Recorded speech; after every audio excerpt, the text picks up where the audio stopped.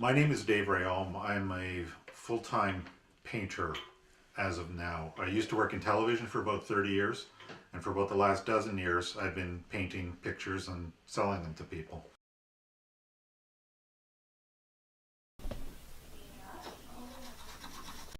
I grew up in Ottawa, so I spent a lot of nights in the snow in Ottawa, because that's what happens when you live in Ottawa.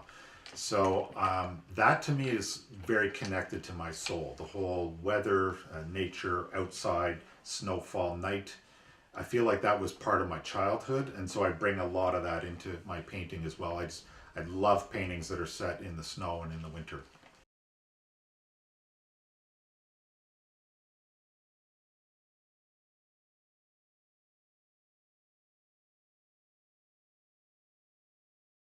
I mean, I think in some ways, just to rant a little bit, there's too much focus on identity these days now. We're getting to a situation where we're labeling people too much. Whereas the point of what about the individual? I'm very much a believer in the individual. I actually subscribe to what Martin Luther King said, which is about the content of the character and not the color of the skin.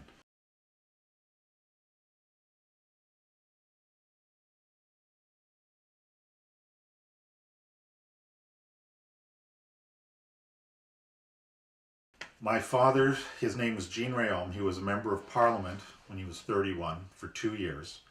His riding was the Northwest Territories. The entire Northwest Territories was his riding because it's population based. And he was part of Ojibwe, and he saw the things that went on with the Inuit community, and he became very, very active in social change for the North and for natives, and he was instrumental in getting particularly the Métis to rally and organize themselves politically, because prior to that they hadn't really been a political force. And my dad was a very good politician, if nothing else, so he was in on all sorts of important First Nations charters. He was at the negotiating tables during Meech Lake, and he knew all kinds of those people. So his work in that was instrumental. He was ultimately an Ontario Human Rights Commissioner as well.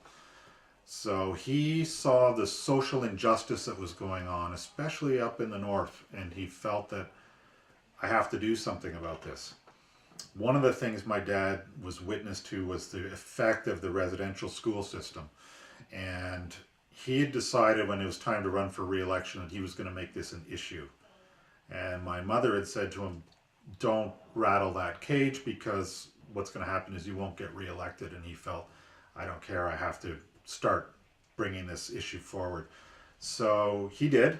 And what happened was that the Sunday services, the two main religions, Protestant and Catholic, sorry, I'll start that again. He started to rattle the cage, and at the Sunday services of the two main religions, they basically started to preach against him as a candidate and said, don't vote for Jean Rayom, primarily because he took them on over residential schools. But that's the kind of man he was. He was ethically driven to try and help out. He saw the inequality, he saw the horrible living conditions, and he felt that I have to dedicate my life to this, and so he did.